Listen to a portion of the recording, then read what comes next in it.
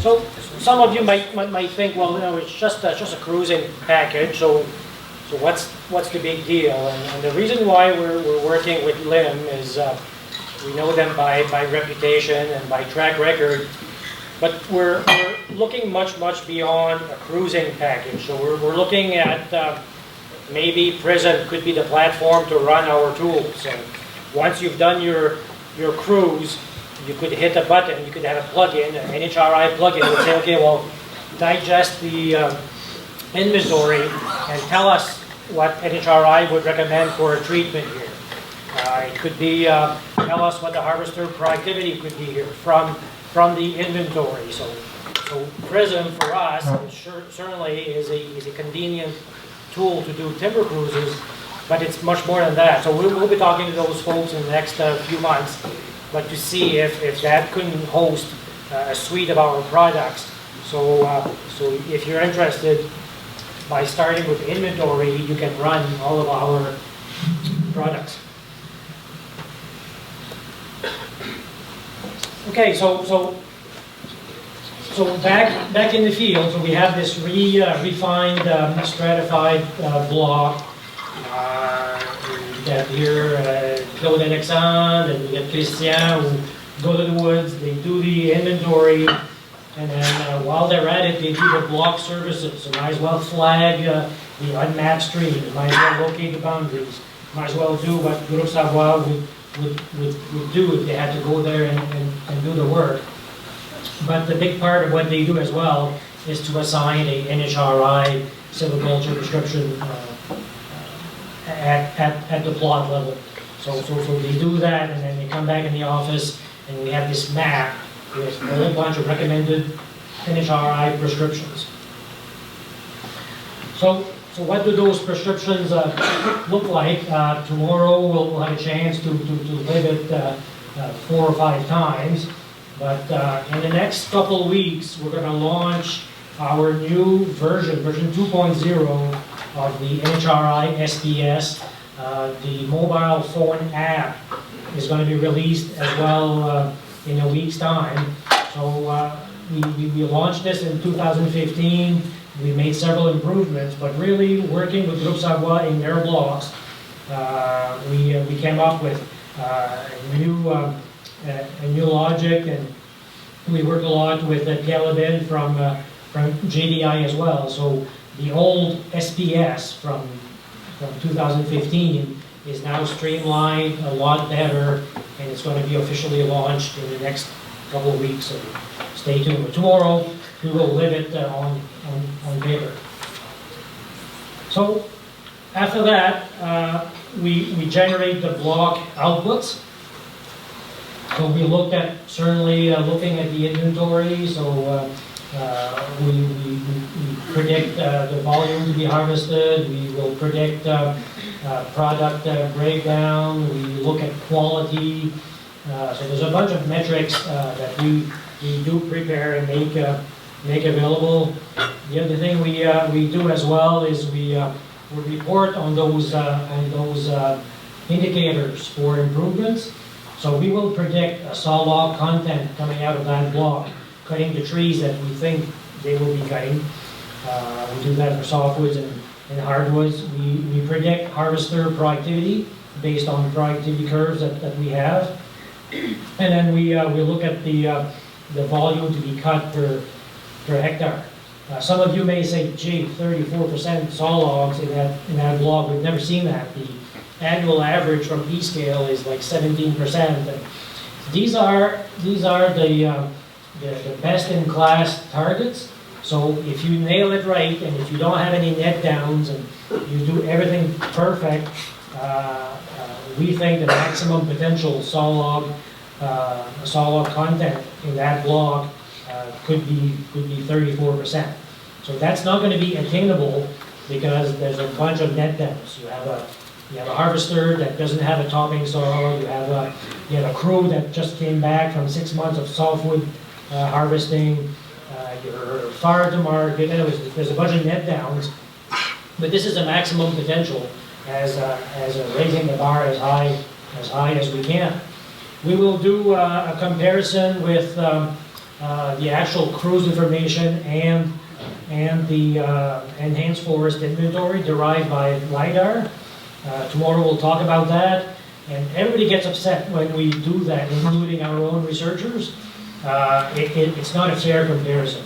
We're looking at the grid, the 20 meter by 20 meter grid provided by ERD, and we average inventory variables at the block level, and then we'll stick 8 or 9 points in that polygon, and we say that's the comparison. So it's not a fair comparison, but at least it's a comparison. So hopefully, if we do enough of those, we'll come back with a list of opportunities for improvements on the enhanced forest inventories that are being generated by the province.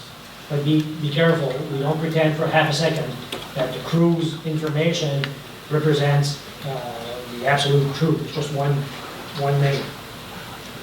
So what else do we do?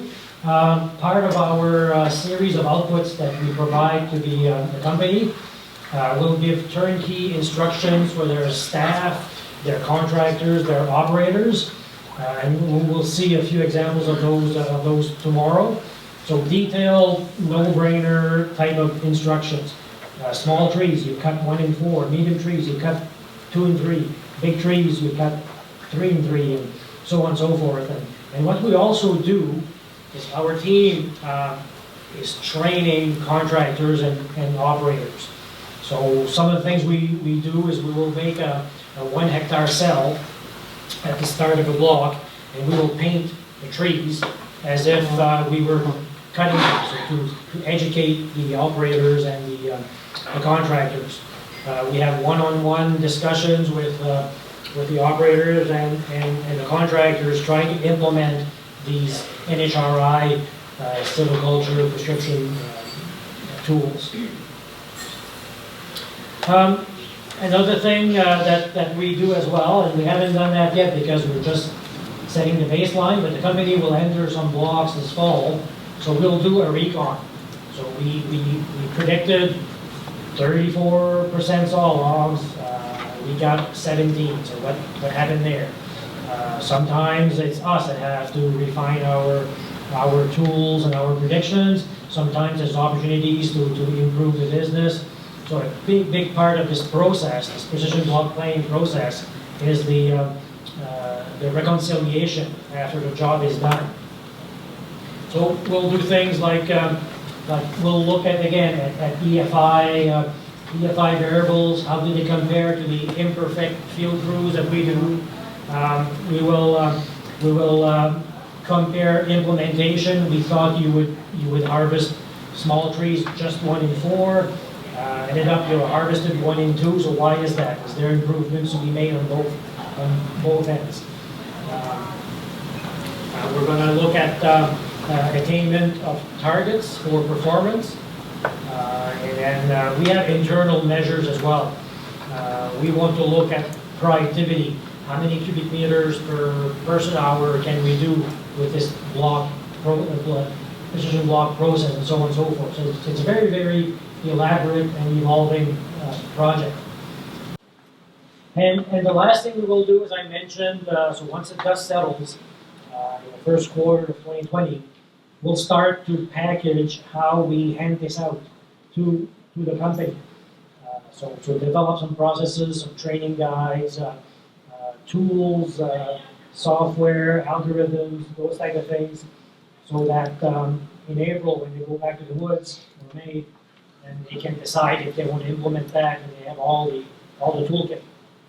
Of course, should they come to us and say, "Could you do it again for a fee?"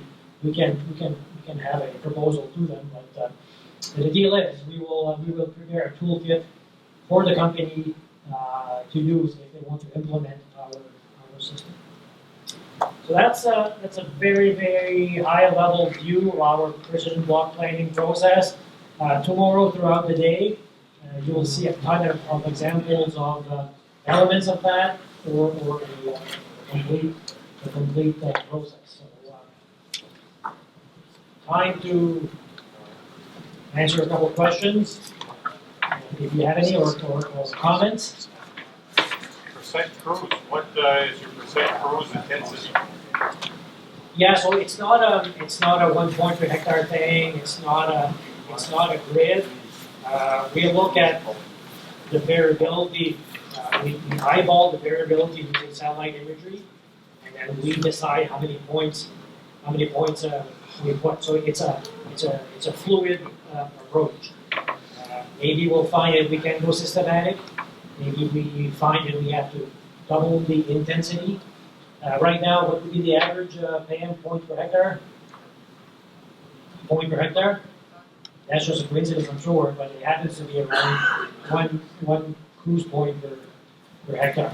And we measure everything, including the NHRI, the risk and form, so we can assign quality, ags or rugs, heights, and so on and so forth. Any other questions or comments? Do you concentrate on just marchable trees or the ones that are just undersized? Like for now, do you look at what's there under like everything, or is it just marchable 9.1? Yeah, we look at saplings and up. So anything that is 1 or 2 centimeters, because we need to answer some regeneration questions. But when we summarize the crews, it's on marchable trees only.